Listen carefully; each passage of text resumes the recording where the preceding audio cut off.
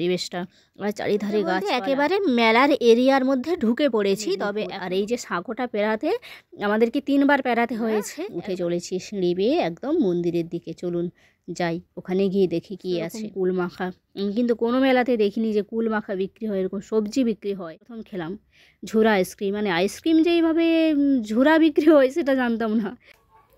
সকাল সকাল উঠে পড়ে কি হচ্ছে, সকাল সকাল আনাজ কাটা হচ্ছে। আজকে মেলা যাওয়া হলে বাবা, ঠিক আছে, থ্যাংক ইউ থ্যাংক ইউ। কি আনাজ কাটছে গো? হ্যাঁ, এটা কিসের ডাঁটা? ও পালং ডাঁটা। সেই পালং ডাঁটার তরকারি, আবার এটা হচ্ছে সজনে ডাঁটার তরকারি। একটু যদি কাঁচকলা থাকতো তাহলে একটু শুক্তো বানানো হতো, অনেকদিন শুক্তো খাওয়া হয়নি। আর এই যে এই বাবা জীবন এখানে দুধ আনার সাথে সাথেই ওকে দিতে হলো, গরম করারও সময় হয়নি, বুঝলেন তো। এই যে দুধ টুধ নিয়ে চলে এসেছি। এতে আছে কি চিকচিকাতে বোধ হয় চপ আছে, চপ, কি গরম গরম চপ। আগে তো মুড়িটা খেয়ে নিলে হয় না কি, দিয়ে চটপট রান্না করে তাড়াতাড়ি যেতে হবে, আবার ঘুরে আসতে হবে। বাবা কি মজা, আজকে 4টা চপ দিয়ে মুড়ি খাবো, তারপর অন্য সেবা করে আবার মেলায় যাব। আহা, এই যে ক্যারিগুলো না আমি এখানে জমা করে রাখি, কেন বলুন তো, এগুলোতে উনান ধরাই। তো শুভ সকাল সবাইকে, আশা করছি সবাই ভালো আছেন, সুস্থ আছেন। আর আমি তো আজকে ভীষণ ভালো, ভীষণ খুশিতে আছি। কেন বলুন তো, এই যে বললাম মেলা যাব, তুলসী চারার মেলা। তো তুলসী চারার মেলাতে কি শুধু তুলসী গাছই বিক্রি হয় নাকি আরও কিছু, সেটা আমি জানি না, শুনেছি, ছোট থেকে শুনেছি, এই প্রথম যাব। তো গিয়ে দেখি মেলায় কি হয়। তো আপনারাও সাথে থাকবেন, অবশ্যই আপনাদেরকেও দেখাবো। তার আগে রান্নাবান্না করে খাওয়া দাওয়া করি, বেরিয়ে যাব, 1টার মধ্যে বেরিয়ে যাব, ঠিক আছে। আবার ফিরে আসতে হবে না, বেশি দূরে না, আমাদের বাড়ি থেকে সামনেই।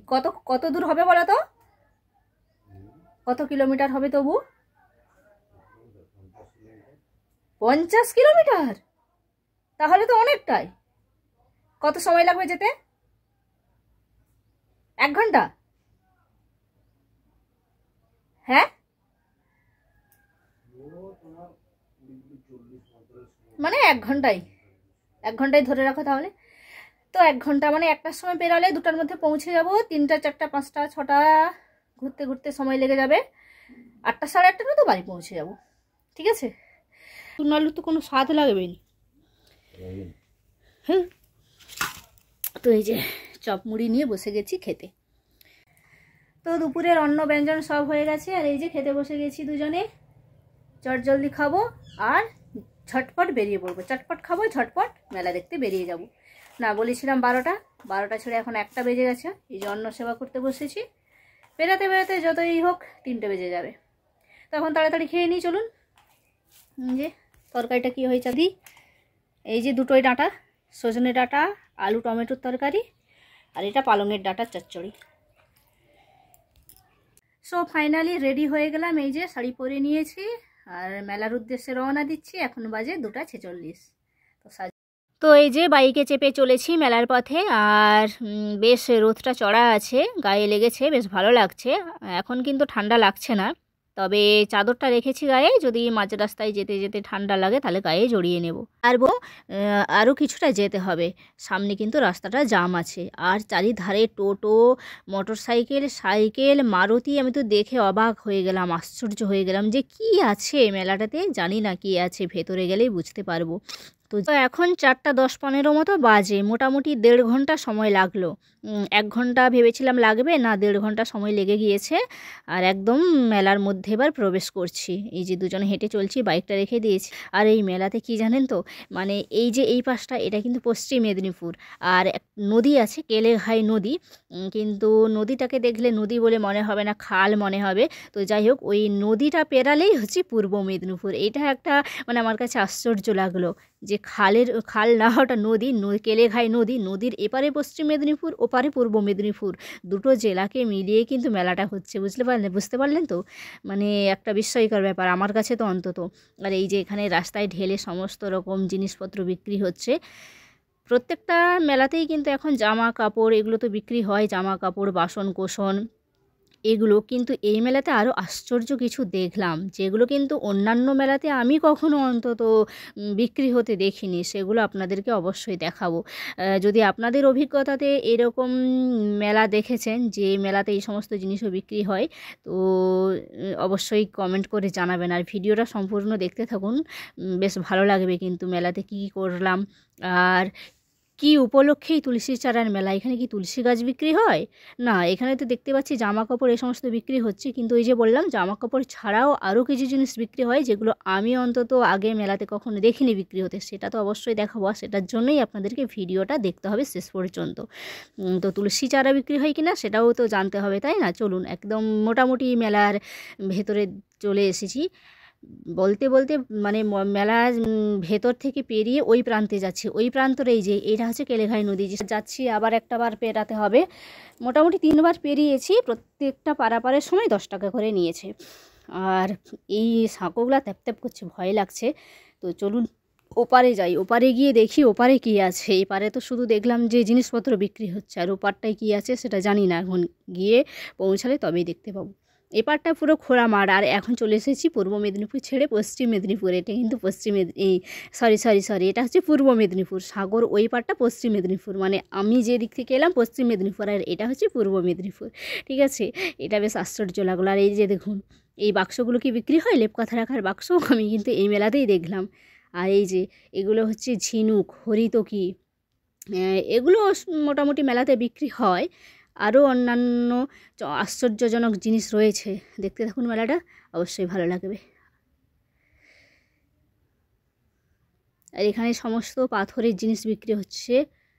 আর মন্দিরটা, ওখানে বাচ্চাদের খেলনার জন্য একটা, এটাকে কি বলে যে লাফালাফি করে জানি না, ভুলে গিয়েছি। আবার এই যে সাঁকোটা পেরিয়ে ওই পারে ওই যে মন্দির, ওই যে উঁচু যে জায়গাটা রয়েছে, ওখানে যে সিঁড়ি করা রয়েছে, ওই সিঁড়ির ওপরে রয়েছে ছোট্ট একটি মন্দির।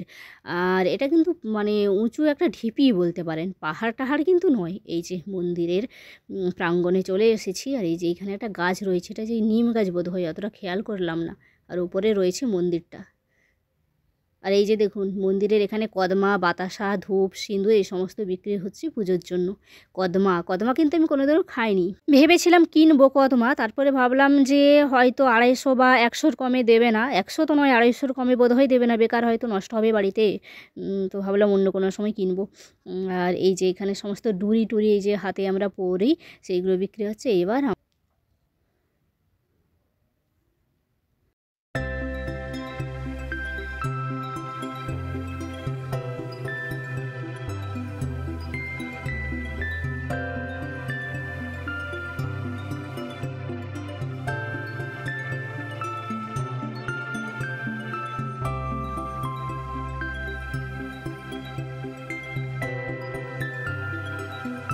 তো একদম মানে চূড়ার মধ্যে উঠে গিয়েছি আর কি, যেখানে এই যে পুজো হচ্ছে।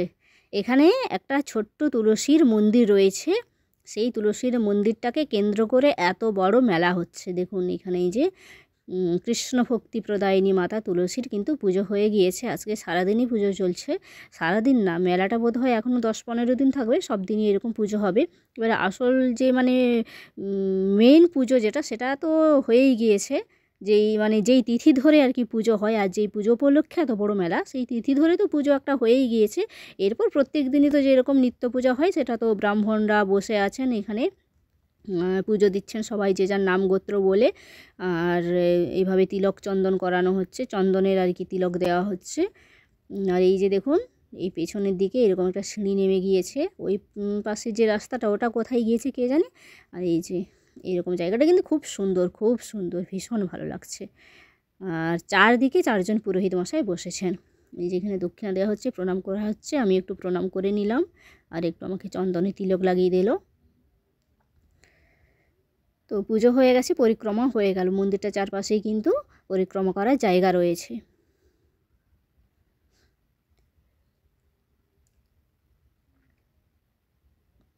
তো পরিক্রমা করে এরপর নেমে যাচ্ছি।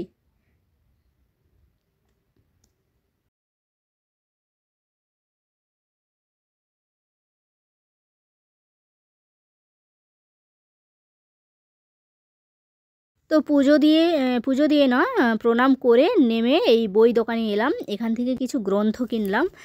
প্রভু জগন্নাথের লীলা কথার জন্য কিছু গ্রন্থ নিয়েছি, আর শ্রী চৈতন্যদেবের জীবন দর্শন মানে আপনাদেরকে দেখাবো পরে, আমার ঠিক মনে পড়ছে না, আমি যেহেতু পরে ভয়েস দিচ্ছি। ওই গ্রন্থ দুটো কিনেছি, একটা নামাবলী কিনেছি, নামের মালা কিনেছি, আর একটা ছোট্ট সিংহাসন কিনেছি, খুব সুন্দর। ঠিক আছে, সেই সমস্ত কিছু কেনাকাটা করে এখন চলে এসেছি একটি নিরামিষ দোকানে এখানে খাওয়ার জন্য। মেলাতে ঘোরাঘুরি তো হবে, আর মেলাতে শুধু খাওয়াই হবে, কিছু কেনাকাটার কোনো কিছুই নেই। শুধু মেলাটা কীরকম দেখতে এসেছি, ছোট থেকে শুনেছি, কখনো দেখিনি, সেই জন্য এলাম। আর এই যে দেখুন গরম গরম বেগুনি ভাজা হচ্ছিলো, আর বেগুনিটার যা টেস্ট ছিল জাস্ট অসম। তো দুজনেই খাওয়া শুরু করেছি। পরোটা নিয়েছি, ঘুগনি আর গরম বেগুনি। তো ভাবলাম আগে গরম বেগুনিটাই খাই। তো খাওয়া শুরু করে দিয়েছি, আগে একটু শান্তি করে খেয়ে নিই, তারপর বলছি আরও কথা।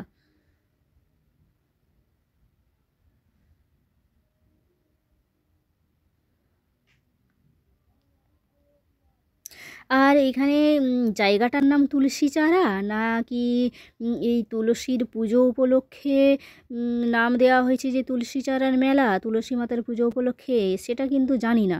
বরকে জিজ্ঞাসা করলাম, ও ঠিক মতো বলতে পারছে না। কেউ কেউ বলছে এই জায়গাটার নাম তুলসী চারা, কী জানি না। আপনারা যারা জানেন একটু কমেন্ট করে জানাবেন তো। এই যে এই মিষ্টান্ন ভাণ্ডার থেকেই আমরা এই যে নিরামিষ ঘুগনি পরোটা খেয়েছি। এখানে সব দিনই নিরামিষ বানানো হয়। জিজ্ঞাসা করলাম যে অন্য কোনো সময় আমিষ বানানো হয় না? তো আমার বর বলছে না, এরা একদম জাত নিরামিষ, মানে ও চেনে, সেই জন্য বলছে যে একদম নিরামিষ। তো সেই জন্যই দেখলাম অনেক বৈষ্ণবরাও এখানে সেবা গ্রহণ করছে। আর এই যে এই রোটাতে পুরো নিরামিষ না, মানে এই রোটাতে পুরো মিষ্টির দোকান, পরোটা, ঘুগনির দোকান। তবে অনেকে পেঁয়াজ রসুন ব্যবহার করেছে, তারই মধ্যে আমরা যেখানটা খেলাম ওইখানটা একদম সম্পূর্ণ নিরামিষ। তো আবার চলে এলাম পূর্ব মেদিনীপুর থেকে পশ্চিম মেদিনীপুর। এরপর আপনাদেরকে যেটা দেখাচ্ছি দেখুন, এক একটা রোতে এক এক ধরনের জিনিস বসেছে। যেমন এই রোটাতে শুধুমাত্র মাটির জিনিসপত্রই পাওয়া যায়, মাঝে মাঝে কোথাও এক দুটো প্লাস্টিকের দোকান বসে গিয়েছে।